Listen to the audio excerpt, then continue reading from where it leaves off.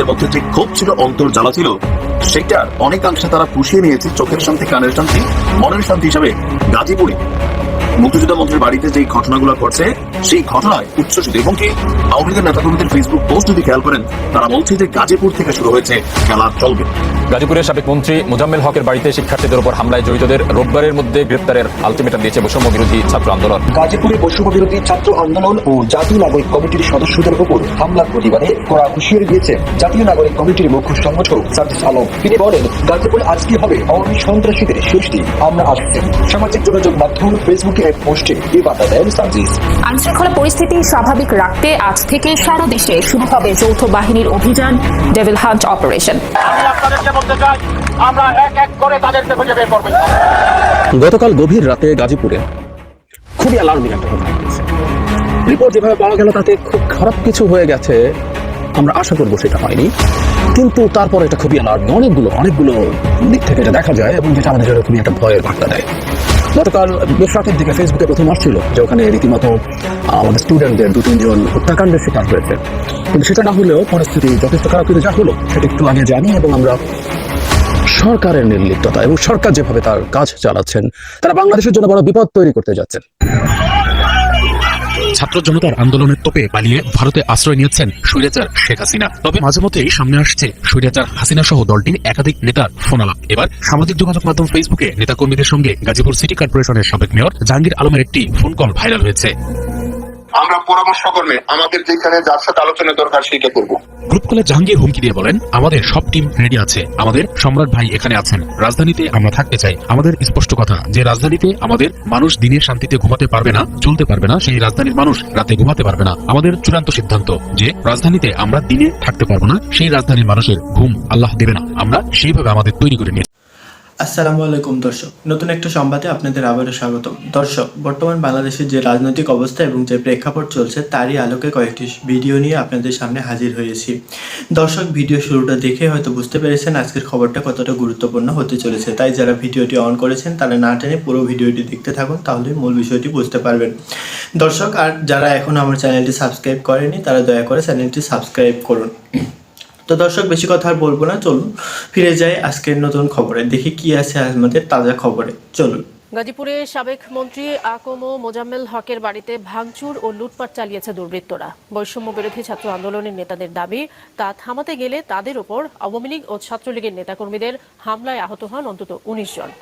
এছাড়াও দেশের বিভিন্ন স্থানে আওয়ামী লীগ কার্যালয় ও নেতাদের বাড়িঘর গুড়িয়ে দিয়েছে বিক্ষুব্ধ জনতা। নূর মোহাম্মদের রিপোর্ট। সিঁড়িতে পড়ে আছে রক্তাক্ত বেশ কয়েকজন, চারপাশে হুড়োহুড়ি আর ভাঙচুরের নমুনা। গাজীপুর সদর থানার ধীরাশ্রম এলাকায় জেলা আওয়ামী লীগের সভাপতি ও সাবেক মুক্তিযুদ্ধ বিষয়ক মন্ত্রী আকম মোজাম্মেল হকের বাড়ি এটি। শুক্রবার রাত 9:30টার দিকে এই বাড়িতে হামলার খবর ছড়িয়ে পড়ে। স্থানীয় মসজিদের মাইকে ঘোষণা দেওয়া হয় এলাকায় ডাকাত হানা দিয়েছে। এরপরই মোজাম্মেল হকের বাড়ি ও আশপাশে থাকা লোকজনের উপর হামলা চালায় স্থানীয়রা। খবর পেয়ে পরিস্থিতি নিয়ন্ত্রণে ঘটনাস্থলে যায় সেনাবাহিনী ও পুলিশ। আহতদের উদ্ধার করে নেওয়া হয় স্থানীয় হাসপাতালে। গুরুতর আহত কয়েকজনকে সেখান থেকে পাঠানো হয় ঢাকা মেডিকেল কলেজ হাসপাতালে। বৈষম্য বিরোধী ছাত্র আন্দোলনের নেতাদের দাবি, ভাঙচুরের খবর পেয়ে সেটি থামাতে গিয়ে উল্টো হামলার শিকার হয়েছেন শিক্ষার্থীরা। বাড়িতে মূলত বন্ধ ছিল, একটা শ্রেণী আগে ঢুকে বসেছিল যারা লুটপাট করা, তো ছাত্ররা মূলত তাদেরকে বের করার জন্য এখানে গেছে। নিষিদ্ধ সংগঠনের পদবি সহ তারা আছে, তারা ওপেনলি রামদানি বিরুদ্ধে আপনারা দেখতে পাচ্ছেন, ওপেনলি রামদানি তারা সেখানে প্রবেশ করে ছাত্রদেরকে হামলা করে আটকে দিচ্ছে। এবং আশ্চর্যজনক ভাবে কতটা পরিকল্পিত ভাবে তারা এটা করছে, মসজিদে রব উঠেছে যে ছাত্ররা এখানে আসছে লুটপাট করছে। তাৎক্ষণিক পুলিশকে খবর দিয়েও সাড়া না পাওয়ার অভিযোগ ছাত্র নেতাদের। আপনারা তাড়াতাড়ি আসেন, আপনাদের পায়ে ধরি। তারা আমারে বলে স্পট আমরা চিনতেছি না, আমরা আসতেছি, আমাদের প্রোটোকল আছে। কোন সেই প্রোটোকল, যেই প্রোটোকলের পালন করতে গিয়ে এতগুলা শিক্ষার্থী আজকে আহত হইল? কোন সেই প্রোটোকল, যেই প্রোটোকল দেখা তারা সর্বশেষে যায় সদর থানার ওসিকে অবশ্যই 24 ঘন্টার ভিতরে তাকে বরখাস্তর সাথে সাথে তার শাস্তির ব্যবস্থা করতে হবে। গতরাতেই আহতদের দেখতে হাসপাতালে যান বৈষম্য বিরোধী ছাত্র আন্দোলনের আহ্বায়ক হাসনাত আব্দুল্লাহ ও কেন্দ্রীয় সমন্বয়ক সার্জিস আলম। এজাহার দায়ের হলে সে অনুযায়ী জড়িতদের বিরুদ্ধে ব্যবস্থা নেওয়ার কথা জানিয়েছে পুলিশ। হামলার প্রতিবাদে গাজীপুর মহানগরের রাজবাড়ী মাঠে সমাবেশের ডাক দেয় বৈষম্য বিরোধী ছাত্র আন্দোলন। ছাত্র জনতার গণ অভ্যুত্থানে গত 5ই আগস্ট শেখ হাসিনা সরকারের পতনের পর থেকেই পলাতক রয়েছেন আকম মোজাম্মেল হক। এদিকে নড়াইল 1 আসনের সাবেক সংসদ সদস্য BM কবিরুল হক মুক্তির বাগানবাড়িতে আগুন দিয়েছে বিক্ষুব্ধ জনতা। পাবনার ফরিদপুর উপজেলা আওয়ামী লীগ কার্যালয় গুড়িয়ে দেওয়া ছাড়াও হামলা হয়েছে জামালপুরের মেলান্দহ উপজেলা আওয়ামী লীগের কার্যালয়ে।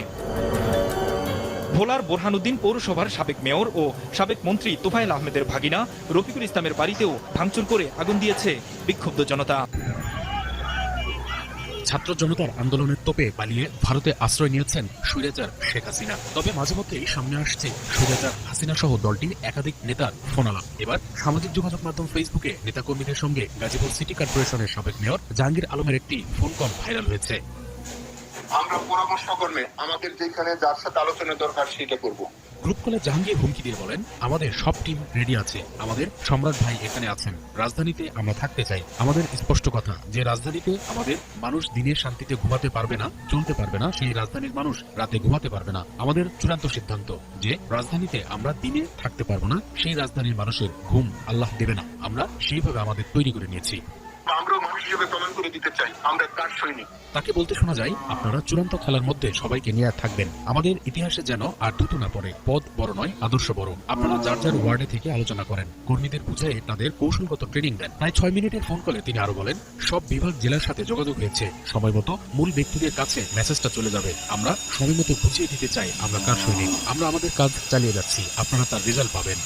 অনেকেই বলছে গাজীপুরে গতকালের ঘটনা তার এই বক্তব্যেরই ফলাফল। গতকাল রাত 9টার দিকে গাজীপুর মহানগর শ্রীরাধন দক্ষিণ খান এলাকায় সাবেক মন্ত্রী ও জেলা আওয়ামী লীগের সভাপতি মোজাম্মেল হকের বাড়ি ভাঙচুরের অভিযোগ তুলে শিক্ষার্থীদের উপর হামলা করেছে স্থানীয়রা। এতে অন্তত 15 শিক্ষার্থী আহত হন। জাহাঙ্গীরের এই ফোনালাপে পুলিশের সাবেক মহাপরিচালক বেনজির আহমেদকেও বিভিন্ন পরিকল্পনার কথা বলতে শোনা যায়। শেখ মুজিবকে গালি দেওয়ার অপরাধে মেয়র পদের জন্য আওয়ামী লীগের মনোনয়ন বঞ্চিত হওয়া জাহাঙ্গীর এখন মুজিবের সৈনিক হওয়ার আপ্রাণ চেষ্টা করছে। তারই নজির তৈরি করতে একাধিক হামলার ছক কষেছেন বলে আশঙ্কা করছেন স্থানীয়রা। কিভাবে বলে এই কথা? এখন আমাদের উপর জয় বাংলা স্লোগান দিয়ে হামলা করে, প্রশাসন নীরব কেন? আমাদের উপর আজকে আমাদের উপর কিভাবে হামলা করে? আমাদের ভাই কত রক্ত দিবে? রামদা এবং বিভিন্ন অস্ত্র নিয়ে আটক করছে। আমার সাথে দুটো ভাই লাস্ট কথা হয়েছে যে ভাই যেভাবে হোক আমাদের বাঁচান, এই কথাটা তারা বলছিল। এরপর থেকে তারা তাদের মোবাইল বন্ধ এবং তাদের প্রত্যেকের মাথা দ্বিখণ্ডিত, রথ কেটে দেওয়া। ওই ঘটনার প্রতিবাদে আজ গাজীপুরে বিক্ষোভ সমাবেশ আয়োজন করা হয়। সেখানে যোগ দেন বৈষম্য বিরোধী ছাত্র আন্দোলনের আহ্বায়ক হাসনাত আব্দুল্লাহ ও কেন্দ্রীয় সমন্বয়ক সার্জিস আলম।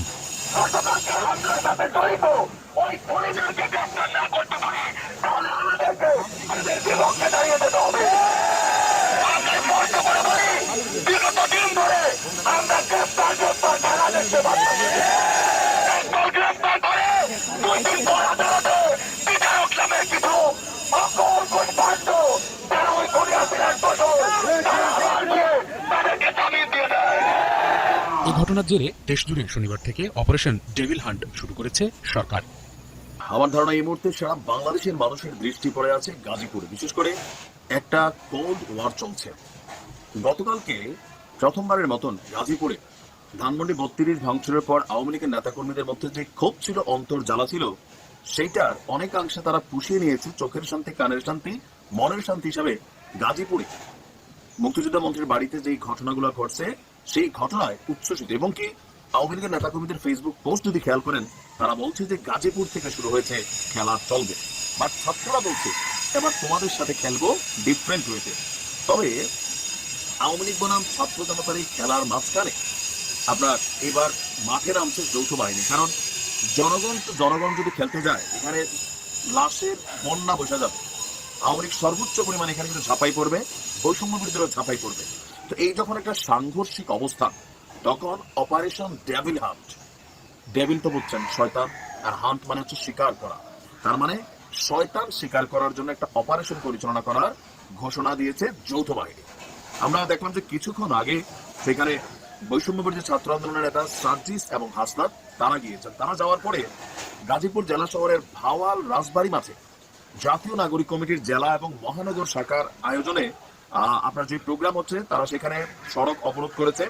ইভেন এই ঘটনার অতি দ্রুত যারা জড়িত তাদেরকে চিহ্নিত করে গ্রেপ্তার করতে হবে। ইভেন টোটাল গাজীপুর এরিয়াতে আওয়ামী লীগ, যুবলীগ, ছাত্রলীগ বা তাদের যারা সমর্থক আছেন, তাদের প্রত্যেককে গ্রেপ্তার করতে হবে। যেখান থেকে আমরা দেখলাম যে বৈষম্য বিরোধী যারা নেতারা আছেন তারা বলছেন যে আমাদেরকে একটু ধৈর্য ধরতে হবে, যেহেতু যৌথ বাহিনী ঘোষণা দিয়েছে অপারেশন ডেভিল হান্ট পরিচালনা করবে। এখন অপারেশন ডেভিল হান্টে কারা কারা যাবে? সেনাবাহিনী। শুধু অলরেডি কেমন লাগলো আজকের খবরটি? ভিডিওটিতে একটা লাইক দিয়ে কমেন্টে অবশ্যই জানাবেন। আর দেখা হবে নতুন একটা সংবাদে। তো সে পর্যন্ত ভালো থাকবেন, সুস্থ থাকবেন সবাই। আজকের মতো এই পর্যন্তই। আল্লাহ হাফেজ।